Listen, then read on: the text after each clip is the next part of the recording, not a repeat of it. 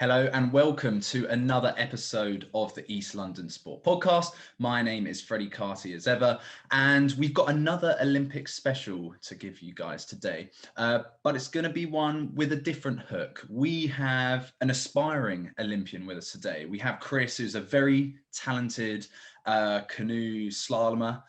Chris, how are you doing? I'm good, thanks. Thanks for having me. No worries at all. So Chris has actually come off the back of competing internationally in his sport.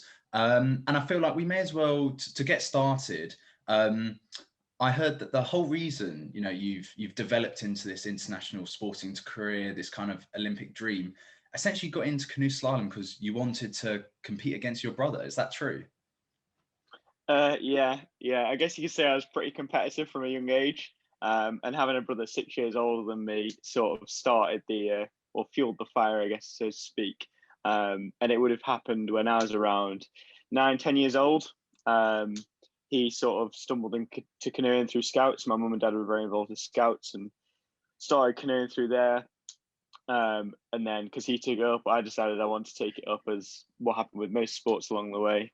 A bit of story: just before I actually went to start canoeing, I broke my arm. So couldn't go canoeing until the next summer, which, as you can imagine, as a 9-year-old kid, was pretty devastating. And I got pretty annoyed at my parents for telling me I had to wait another 8 months before I could go. But yeah, then eventually he was still, probably fortunately, he was still involved 8 months down the line. So I still wanted to do it and still wanted to take him on. And so, yeah, just that's the start. And ever since, it's just gone right for me. I've been fortunate to have loads of opportunities. Yeah, so like, how does that snowball rise? I mean, admittedly, I never did Scouts when I was younger, but I feel like my idea of Scouts is like playing games in a hut. Like, I feel like canoeing is quite out there. Was that a regular thing, or was that like a trip, a one-off, which you kind of just leapt from? It wasn't a regular thing, but I'd say they tried to do it at least once on a 6 month basis. We're fortunate that actually the scout group we were at were quite well connected with a couple of sort of groups that had canoe instructors, all that be it on flat water, but that also wasn't that far away from where I lived. So there's a lake about 10 minutes away from where I lived, and that's where I first started actually paddling, not even knowing what canoe slalom was at that point. And again, being fortunate enough that realizing 20 minutes down the road there was a canoe slalom club that's probably the best club in Britain. It's not big water, but the facilities they have are really good for training foundations, and I knew none of this before getting into it, and didn't even know when I was getting into it. But looking back, all these sort of situations aligned really nicely for me to just give me access to my potential at that time in that sport. And so at what point did it jump from, this is something fun, this is something I'm doing with my brother or against him, so to speak? At what point did it get to the idea where it's like, you know what, I could actually not only compete, but internationally, and then potentially, for example, in the Olympics too? So I think by about the age of 12 to 13, my brother had probably got bored. So he would have been sort of 17, 18. So the world was a bit more interesting elsewhere at that point for him. But I still carried on at that point, still not really, well, I'd compete, but I was just competing for fun. And sort of carried on from there. And then it would have been around 14, 15 age, which is when you start getting in line for the junior team. So the age of 15 to 18 basically is when you can get selected for the junior team. Most commonly people do it in sort of when they're 17, 18. But I guess at 15, I went for selection, not really thinking I had a chance. But then the year I turned 16, I sort of went into that junior selection knowing I had a chance. And I made the team that year. And it's probably around that sort of time I was included on what they called the national talent squad, which was sort of the just a talent squad for the junior age group, basically. And yeah, that's when I started to take the commitment to wanting to take this more full time. Well, maybe not full time, but take it on a bit more, see what I could actually do with it. Realize I was actually all right at it, and see where I can go from there. No, that sounds good. And so, again, canoe slalom, it seems like like you mentioned facilities needed, you mentioned time. A day in the life of you right now, what is involved? Because I feel like there's one thing, you know, if I was to be sitting here with, say, a runner, you know, they'd tell us, oh, you know, may practice around the track, you know, may do a bit of legs in the gym. How does it work for you? Because I feel like there's much more involved in training for you than many other athletes. Yeah, so I guess most people probably won't know what Canoe Slalom is to start with, so I'll just give a brief explanation of that. So Canoe Slalom, basically, in its simplest form, is down 250 meters worth of white water that varies from 18 to 25 gates. 6 of them will be upstreams, so you'll have to come back up on yourself and go back down, and the rest will be downstreams. And one of the unique things about the sport is you can train on the water all the way up until the race and the competition, but actually at the competition you don't know what course is going to be set, and you don't get a chance to practice that course. So it's, you almost go into the race blind. You can look at it from the side, but you can't actually you can't paddle on it until your race runs, which probably gives a bit of a different challenge compared to other sports where you can actually do the thing you're going to do in the environment you're going to do it over and over again before actually competing at that race. So I think that probably makes our training slightly different, but a usual day in the life, depending what time of year it is, but especially during sort of heavier training, it will be wake up, go down to the course, do some sort of either tech session or full runs, which is where you just sort of try and simulate a race. Or the tech session would be where we break the course into shorter sections and just try and execute them short sections, as it's less fatiguing. So when you're doing it day in, day out, it means you can get more technical training in without tiring yourself out as much. And then it'll be get off, video review with the coach from that session to sort of assess the areas we're learning. What are we looking at in the session? Are we looking at being able to run the bit off the holes? Are we looking at the upstreams? Are we looking at the downstreams? Are we looking at consistency? Are we trying to explore different ways of doing things? And just sort of reviewing the session based upon them goals. And then it would be come back to the flat. Fortunately enough, I only live 5 minutes away from the course. So you come back to the flat, eat some lunch, try and chill out for half an hour before going back down. And then it'd be a gym session, as power is quite a key part of the sport, especially in the kayak class. So it'll be go do a gym session and then get off, come back, chill out again, and then sort of repeat the same the next day, 6 days a week. Blimey. And so you mentioned, you've mentioned two things. You mentioned food. Is there a specific diet for you to follow? Like, obviously I'll be aware an athlete like you know, you won't be guzzling junk food, but is there anything specific for your sport or anything, you know, to boost certain areas of yourself that you're instructed to eat? So I guess it depends again, what are you in, your in season or your off season? So off season, it's pretty lax. I'm fortunate that I don't easily put on weight. I struggle to put on weight. So actually during the off season, when you're training twice a day as it is, pretty much chow down on most things, as long as you're getting a good variety in.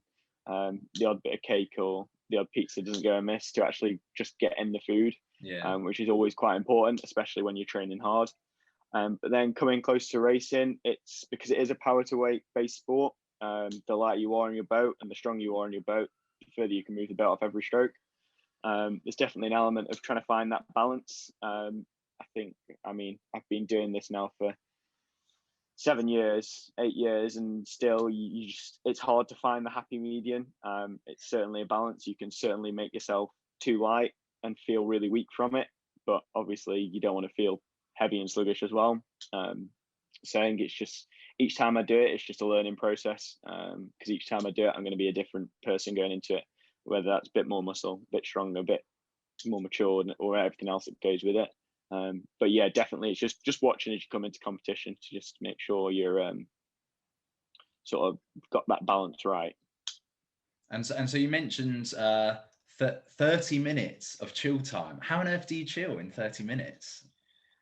Oh, I don't know. I'd say I'm quite good at switching off, or at least taking myself away from the sport. So whether that's I just sit and do uni work for 30 minutes, whether that's sit and mong out and watch 30-minute sitcom episode.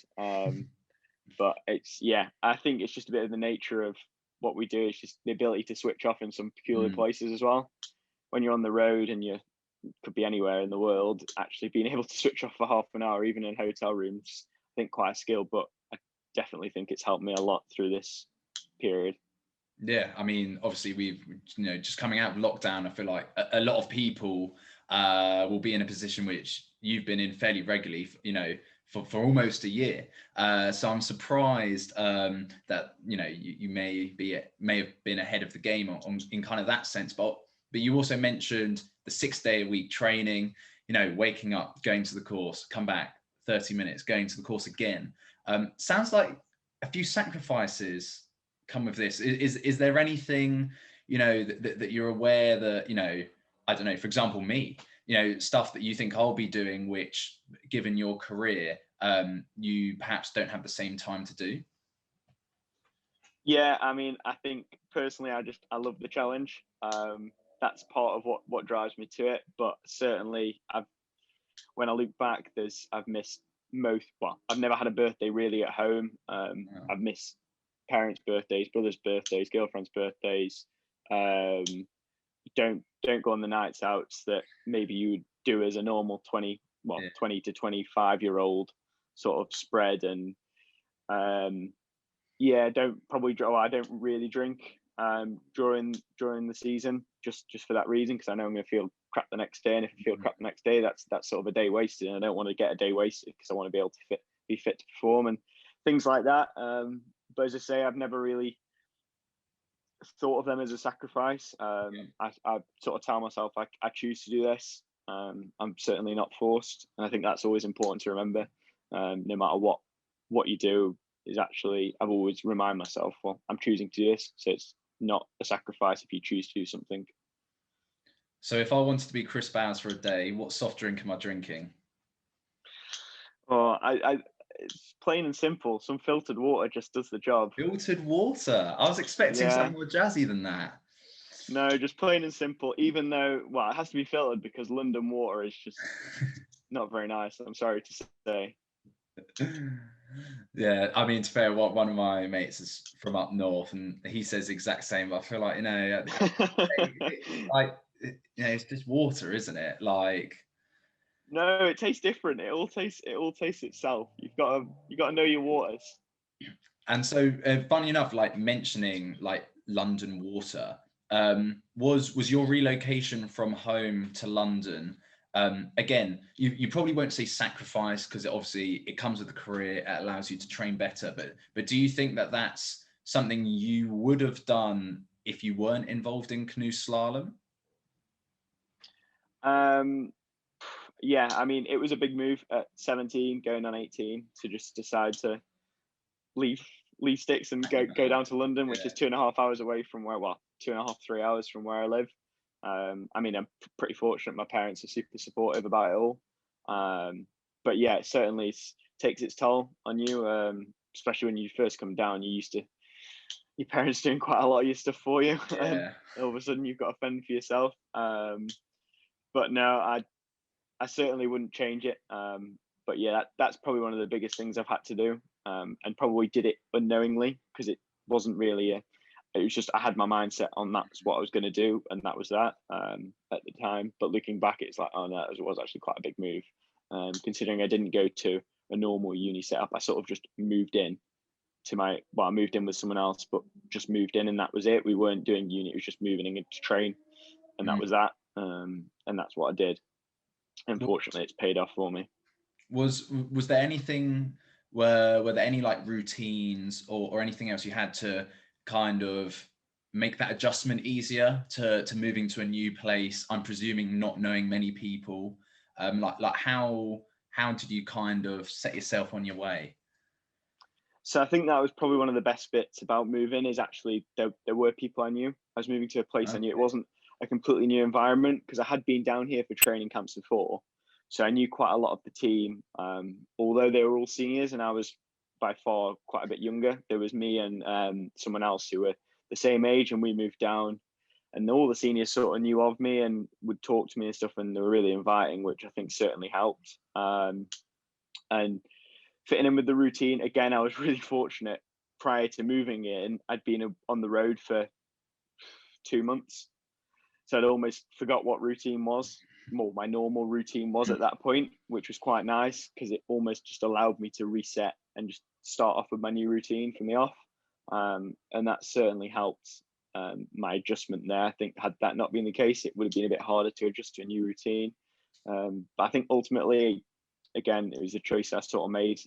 So I think there were struggles with the sessions are at these times, whereas previously I could access the course whenever I want back at home. Yeah. So it being at set times and sort of expectation to warm up in the gym. I'd never done that before because I'd never had access to a facility like that before. And doing debrief with your coach. So suddenly I went from when I was younger, my sessions would take an hour to an hour and a half to these sessions can take up to sort of 3 hours by the time you've warmed up, well, gone to the gym to warm up, actually then paddling on the water, getting off the water, doing your video review, and then getting home. It's like suddenly everything becomes longer, which is certainly a change that I hadn't experienced before. So getting used to that and not feeling, I like to feel like I'm always doing something useful with my time. And sometimes you don't feel like you're doing useful with your time. So actually adjusting to that was quite hard to start with, but I sort of just persevered with it and tried to make it work the best I could for me and my coach at the time. So you mentioned opportunities in London. So obviously you're signed up with the University of East London, pursuing this dual career, studying on the side, from what I understand, part-time as well, to give you the most amount of time to go to your training. How has that helped? Like, do you feel that the benefits of being on the high performance program have helped elevate you? Yeah, I mean, I'm very fortunate that UEL being so sort of accommodative with my studies. Studying essentially, it's about an hour away from the campus, if not a bit more sometimes, depending on what trains you get. And actually, they've given me the ability to sort of go part time and sort of distance learning, which was the norm last year for most people. Yeah, true. But I've managed to make it the norm for a few more years. I'm really fortunate for that, and then high performance sort of program supporting me both financially and actually just making things easier, like the ability to do that, and just almost found that just communication with them has been really key. And actually everything I've communicated, we've managed to sort out. May not be exactly what we've wanted, but we've managed to come up with a good sort of compromise, sort of fit what's best for me and what's best for the uni. And I mean, going into my last half of my last year, I'm in a really good place to come out with a good degree, and sort of can take that forwards then, and almost don't feel like I've missed out on the opportunity to do a degree from it. Which is sometimes, I think, the fear of people when they do sport is they're sort of scared because they don't want to just do sport and that's it. Whereas I feel like my degree has never actually interrupted my sporting career. If anything, it has elevated it by the opportunities it's given me, and also the not distraction, but the other side of my life, and more holistically speaking, actually, I've got something else as well as just an athlete, because I think that can become quite difficult, especially the older you get. Yeah, no, definitely. And so we've kind of gone from young Chris in the Scouts to kind of where you are now. Obviously, I'd love for you to have lived a fairy tale to get to this point. But have there been any setbacks along the way? And if there have you recovered from that? How have you kind of taken that in your stride? Yeah, I guess mostly I've been pretty fortunate so far in my career as an athlete, is not having any sort of really bad injuries that have taken me out for a long period of time. I'd say some of the biggest setbacks have come when I almost have least expected them. I felt like I've had really good years and then got to the World Championships and just had an absolute shock of a race. 2018 was a good example. I went out to the Worlds, had a really good season in the seniors. I went out to the Senior Worlds and just completely blew up in my semi-final. And sort of, again, SEO 2019 Senior Worlds, the pressure of sort of all around, that was part of our Olympic selection, and it was the last race of it, and I was in really good shape physically, really good shape technically, and actually had the ability to deliver a really good run, but just completely blew up and just let nerves get the best of me, sort of thing, which I've never had really that much before, apart from in them two instances. And they've been really good learning experiences to sort of carry forward. definitely made me respect a bit more. It's not just how physically and technically good you are at something. There's a lot of the mental game that goes on. Then you've got to respect that and almost treat that in your training as part of your training. Even if it feels like you're compromising the other areas, you're not, because you're still training a really good area of your development. And then I guess most recently is during lockdown, I then came back and had a bit of an elbow niggle that sort of had me since then. It's probably, to be fair to say, it's been quite hard. Like, I've pretty much been in daily pain now for sort of 12 months, just because of the nature of sort of how it's gone, which has been an interesting 12 months and certainly taught me a lot. I was definitely one of the athletes that wanted to do sort of more is better philosophy, and that's had to change because of this, which has been quite difficult at times, and probably will continue to be quite difficult. But is also, I've just tried to see it, as I do with anything, is it's almost just a different challenge, and how can you sort of embrace that challenge, and what can you best do with it. It sucks, and it's like there's nothing takes away from that, but what can you do to make it suck less, and actually have a long-term goal to make it not suck in 6 months time. And I know it feels like a long time away, but actually using that sort of perspective, I think, is really important, and it's probably what's helped me through the smaller things or the bigger things that I've had in my career. Is not dwelling on it, but just taking learnings from it and accepting it's going to happen. It's part of life. But yeah, what learning is going to take from it to take forward to the next time, so it doesn't happen again. Or if it does happen again, hopefully it won't happen for them reasons. It may be something different that I didn't know about, and then I can learn from that and again build for the next time. Okay, so you mentioned obviously with your injury not being able to do as much in the last 12 months. If we were to go on the flip side, so we've spoken about professional Chris, you know, some people may have seen you compete, but then on a more casual side, just simply kind of like personal life, what hobbies do you enjoy? Because I feel like whenever we see athletes, sportsmen or women in general, obviously we see them in their profession, and I feel like little is known about, you know, the other half.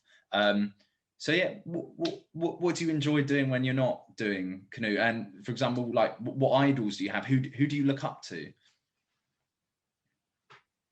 Yeah, so I guess probably one of the things I did, we sort of discussed about prior to this, was quite enjoyed going climbing prior to COVID happening. Unfortunately, I haven't had the opportunity to do that in a long time, but I just find it's almost has a similar challenge. You see a problem and you've got to try and solve that problem.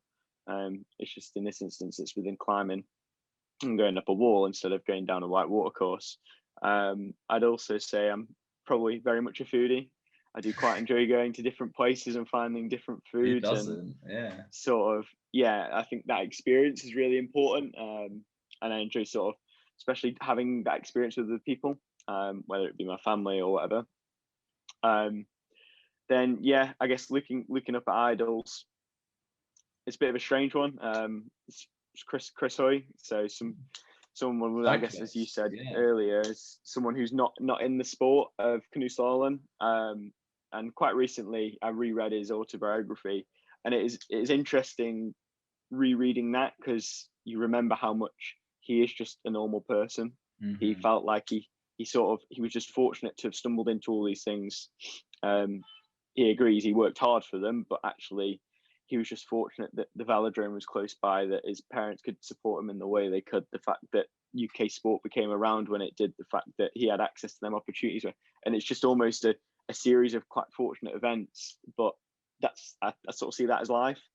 If you work hard towards something, it may not be the thing you want in the end, but you will get sort of rewarded in different ways, maybe not maybe the way you want, but in different ways to come to a goal. And it may not be quite the goal you want at that specific time, but I'm sure when you look back on it, it will be. And seeing that as a normal person, he's still in his book when he's been the best British medalist at the Olympics. I don't know if he is anymore. I don't think he is anymore. But personality of the year as well, I believe, wasn't he? Yeah, a very decorated sort of person. And he's like, well, I still feel like this normal person from Scotland where I grew up, and nothing's changed. But actually, and nothing has changed within him. He is still the same person, but people just perceive him to be something different because they want to. And I think that's important. Just is reminding sort of, I'm quite fortunate. My brother keeps me pretty grounded and reminds me I am just a normal person. I'm certainly nowhere near as decorated as Chris Hoy. And I'd like to think he's probably got someone that does the same, which is why he seems such a nice and down-to-earth guy. I think it's important to have around you and sort of your team to remind yourself of that. So just quickly, as a foodie, and kind of linking the foodie and the idols in, if you were on Come Dine With Me and you had to invite 3 people that you were going to cook for and we're going to cook for you, first of all, quickly, I want the main you're going to cook, and I want 2 people to join Chris Hoy with you. That's an on-the-spot question. So I'd probably go something like, it'd have to be some Brazilian barbecue, actually. That's probably some of the best food I've had, Brazilian barbecue. And who would join me? So definitely one would be Peter Kauser, who's probably one of the greats of the sport in canoe slalom. My other person would be, oh God. It's going to seem completely strange, and it will make sense if you know I do an accounting and finance degree, which I don't know if that was mentioned, but someone like Warren Buffett.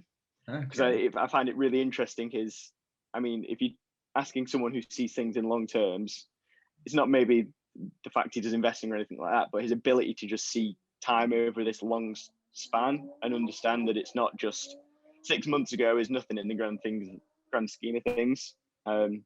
Years are what make a difference, and whether that's plugging away doing what he does or whether that's plugging away in sport. But I think that's a really interesting sort of viewpoint to have. Yeah, no, that's a really good parallel. It's a really good example, actually. And so we're going to look to wrap up soon, but I feel like, the aim from this, whether that's young athletes, scholars, or just the general public, would be kind of learning from your experience and perhaps being inspired in some way. So if you were to give advice to anyone who's at the start of their career, whether that's canoe slalom, could be football, could be heptathlon, what would you say to them if you could hand something over? Some of the best pieces of advice I look back on and think about that people have told me, but I maybe didn't take them up initially when they sort of come out, is sort of stay inquisitive, ask questions. There's no stupid question. And almost alongside that is don't ask, don't get.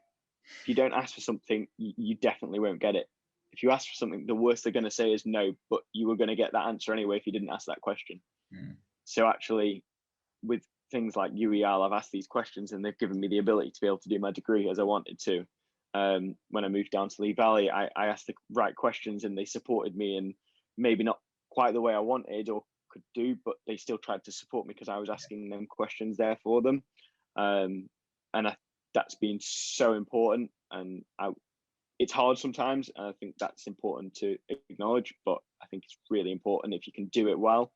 I think you'll stand yourself pretty good in life. Well, thank you very much for your time today, Chris. Thank you very much to, again, everyone listening in. Do follow our channels to hear more about the podcast and about Chris, to be fair. I'm sure we'll do a little write-up about you two to go with. But yeah, thank you very much for listening, and we'll see you soon.